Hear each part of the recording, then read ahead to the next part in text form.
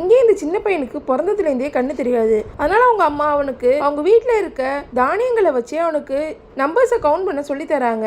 இப்போ அவனும் கொஞ்சம் கொஞ்சமா கத்துக்க ஆரம்பிக்கிறான். இப்போ தான் இல்லைன்னா கூட தான் பையன் தனியா வாழ்ந்துருவானா அவங்களுக்கு ஒரு நம்பிக்கை வருது. அதே நேரத்தில் அவனோட அப்பா சின்ன பையனையும் அவனோட அம்மாவையும் எப்பவுமே அடிச்சுக்கிட்டே இருக்கான். ஏன்னா இந்த பையனுக்கு கண்ணு தெரியாதுங்கிறதுனால அவனால எந்த பிரயோஜனமே இல்லைன்னு சொல்லிட்டு ஒரு கட்டத்துல அந்த பையனை அந்த அம்மாவுக்கு தெரியாம கடத்தல்காரங்க கிட்ட வித்துறான். இப்போ அவங்க அந்த பையனை கூட்டிட்டு போய் ஒரு சிட்டில அவனை பிச்சை எடுக்க வைக்கிறாங்க. அவன் மறக்காம தான் இருப்பான். தன்னை எப்படியும் அவங்க கண்டுபிடிச்சிருவாங்கன்னு இன்னும் நம்பிட்டு தான் இருப்பான். இப்போ ஒரு நாள் அந்த இடத்துல இருந்து தப்பிச்சு போக பாக்குறான்.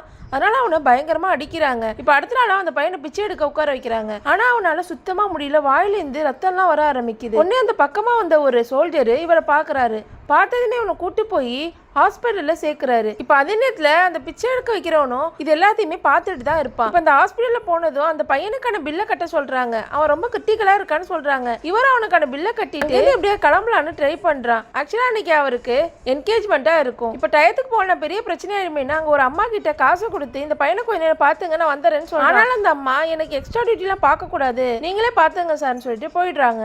இப்போ வேற வழி இல்லாம இவரும் ஒரு காரை புக் பண்ணி அந்த இடத்த விட்டு ஸ்டேஷனுக்கு வேகமா கிளம்புறாரு. இப்போ அவர் போயிட்டு இருக்க வழியிலேயே மறுபடியும் ஹாஸ்பிட்டல் இருந்து ஒரு கால் வருது. அந்த பையனுக்கு உடம்பு ரொம்ப மோசமா இருக்கு, அதனால நீங்க சைன் பண்ணணும்னு சொல்றாங்க. இப்போ வேற வழி இல்லாம அந்த சோல்ஜர் திரும்பி வந்து அந்த பையனுக்காக சைன் பண்றாரு. இப்போ அவரோட கேர்ள் ஃப்ரெண்டு கால் பண்ணி அவர் நடந்த எல்லாத்தையுமே சொல்றாரு. ஆனா அந்த கேர்ள் ஃப்ரெண்டு இனிமேல் உனக்கு எனக்கு செட் ஆகாது, நம்ம பிரேக்கப் பண்ணிக்கலாம், என்கேஜ்மெண்ட் வேணா கல்யாணம் வேணான்னு சொல்லிடுறான். இதை கேட்டுதான் அவர் ஃபீல் பண்ணிட்டு இருப்பாரு. இப்போ அதே நேரத்தில் அந்த பையனுக்கு இவர் பேசுற எல்லாமே கேட்டுட்டு தான் இருக்கும். உடனே அந்த பையன் அவர்கிட்ட போயிட்டு ஆறுதலா பேசுறான். கொஞ்ச நேரத்திலேயே அவர் சரியாயிடுறாரு. இப்போ அந்த பையனை அந்த ஹாஸ்பிட்டல் இருந்து வெளில கூட்டு வராரு. அதே நேரத்தில் அந்த பையனை பிச்சை எடுக்க வைக்கிறவனும் அங்க வந்துடுறான். இவன் என்னோட பையன் தான், ரொம்ப நேரமா அவனை காணும் தேடிட்டு இருந்தேன், நான் கூட்டிட்டு போறேன்னு சொல்லி கூட்டிட்டு போவான். இப்போ அந்த பையனும் எங்க தன்னை திரும்பி அடிக்க போறாங்களோன்னு பயந்து ஆமா இவர் எனக்கு தெரிஞ்சவதார்னு சொல்லி அவர் கூடவே கிளம்பி போறான். இப்போ அதே நேரத்தில் அந்த பையனோட அம்மாவும் இவனை ஒரு பக்கம் தேடிட்டு தான் இருப்பாங்க. உங்களுக்கு இந்த வீடியோ பிடிச்சிருந்தா லைக் பண்ணுங்க. அதுக்கப்புறம் என்னாச்சுன்னு தெரிஞ்சுக்க மறக்காம நம்ம சேனலை சப்ஸ்கிரைப் பண்ணுங்க.